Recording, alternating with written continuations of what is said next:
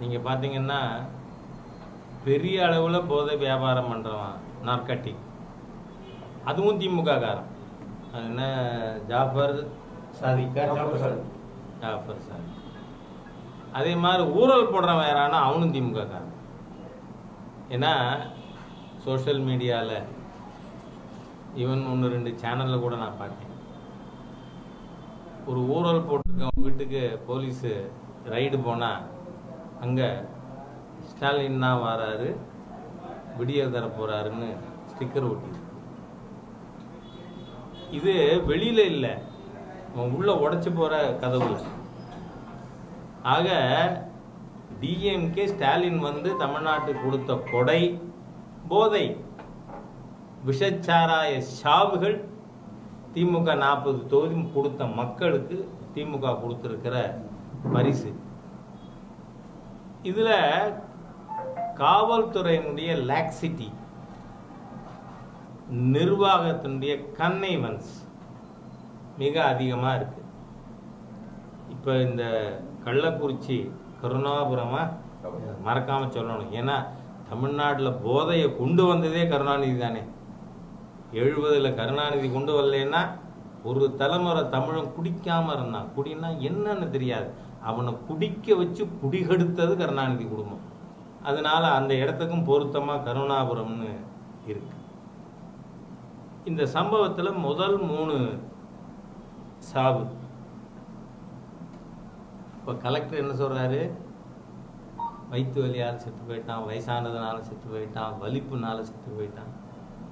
இது அந்த சாராய அமைச்சரையோ அல்லது முதலமைச்சரையோ கலக்காம கலெக்டர் சொல்லியிருப்பாருன்னு நம்ப முடியுமா?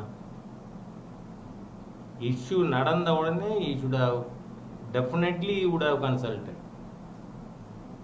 சிஎம்ஐயும் அவர் மிஸ்டர் முத்துசாமி. அதுக்கப்புறம் தானே கலெக்டர் பேட்டி கொடுத்துருக்கணும்.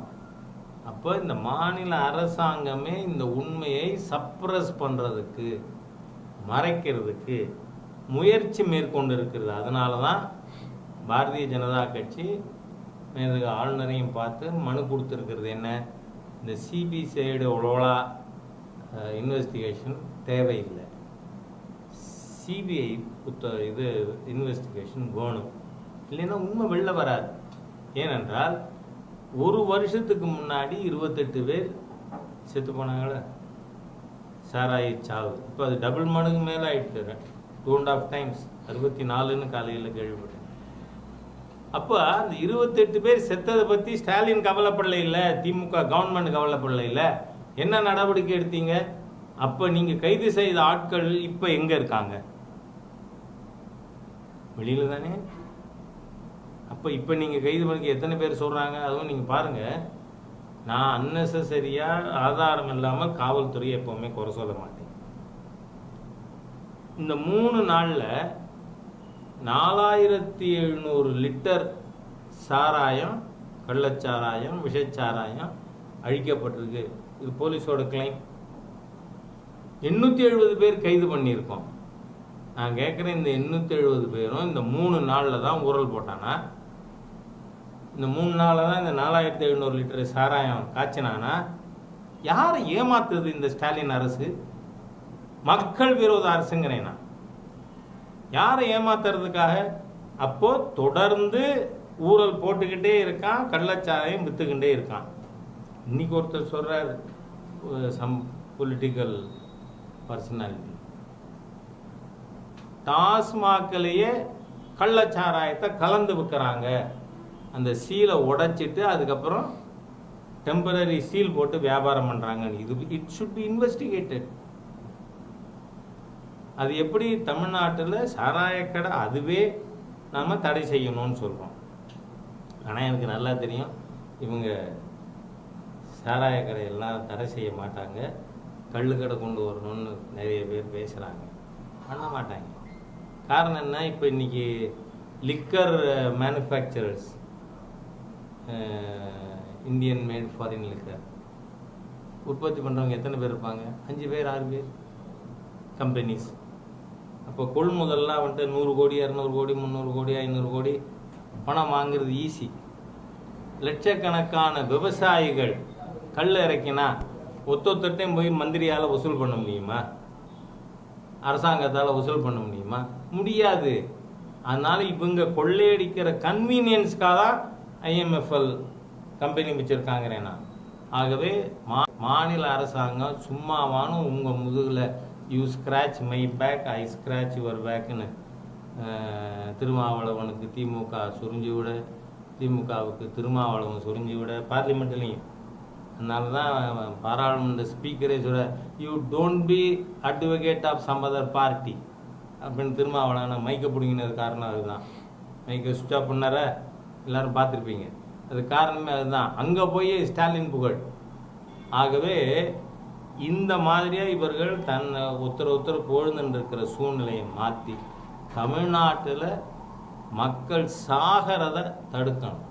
நான் கேட்குறது இதில் எத்தனை பேர் தலித் மக்கள்? திருமாவளவன் உண்ணாவிரதம் இருக்க வேண்டாமா? போராட்டம் நடத்த வேண்டாமா? நடத்த மாட்டார். ஏன்னா தலித் மக்கள் மீது எள்ளுமுனை அளவு கூட ஒரு அன்பு மரியாதை திருமாவளவனுக்கு கிடையாது. இருந்தால் இன்னைக்கு கருணாபுரத்தில் இருக்கணும் திருமாவளவன், இருக்க மாட்டார். இவங்களுக்கு அது அக்கறை கிடையாது. ஆகவே தமிழ்நாட்டை சீர்திருத்தம்னா ஒரே வழி இன்னைக்கு பாரதிய ஜனதா கட்சியின் தலைமை தான். அதை மக்கள் உணர ஆரம்பிச்சிருக்காங்க அப்படின்னு. I don't want tokenism. You first declare that I am out of DMK alliance. இல்லைன்னா மக்களை ஏமாத்துற வேலைங்கிறேன். நான் திருமாவளவன் தொடர்ந்து ஏமாத்தின்னு இருக்கார். மற்ற ஜாதியை பற்றி சரக்கு மிடுக்கு கெட்ட வார்த்தைகள் பேசின நபர் மற்ற சமுதாய பெண்களை எவ்வளோ கொச்சையாக பேசியிருக்கார். சமுதாய ஆண்களை ஷூ போட்டுப்பான், டை கட்டிப்பான், ஆண்மை இல்லை பேசியிருக்காருல்ல. நான் அவர் பேசாதில்லை, என்கிட்ட இதில் வச்சுருக்கேன் நான் என் செட்டில். ஆகவே அவர் பண்ணுறது பூரா தலித் சமுதாயத்தை ஏமாத்துற வேலை. தலித் சகோதரர்கள் புரிஞ்சுக்கணும். பட்டியல் சமுதாய மக்கள் திருமாவளவன் நம்ம முதுகில் குத்தக்கூடிய ஏமாற்று பேர் வழி அப்படிங்கிறத புரிஞ்சுக்கணும்னு நான் கேட்டுக்கிறேன். ஏன்னா அந்த கட்சியே சின்ன கட்சி தான். விழுப்புரம் சிதம்பரம் கட்சி இல்லையா, அது விசிகா அவ்வளோதான். அதனால அது மக்கள் அதை புரிஞ்சுக்கணும். தப்பு சஸ்பெண்ட் பண்ணியிருக்காங்க. அதாவது சட்டசபையில் ஏற்கனவே மிஸ்டர் பிஹெச் பாண்டியன் அவர் என்ன சொன்னார், எங்களுக்கு அதிகாரம் வானளாவ அதிகாரம், சபையை நடத்துறதுல ஸ்பீக்கரோட முடிவு தான் ஃபைனல். I to agree. ஆனால் அது நேர்மையாக இருக்கணும், நியாயமாக இருக்கணும்னு எதிர்பார்க்கிறது தப்பு இல்லையே. ஆகவே சபாநாயகர் வரம்பு மீறி செயல்பட்டு இருக்கிறார். அவருக்கு அதிகாரம் இருக்கலாம், அதிகார துஷ்பிரயோகங்கிற வார்த்தை இவருக்காகத்தான் சொல்லியிருக்கு. ஆகவே இது ரொம்ப தவறான நடவடிக்கை.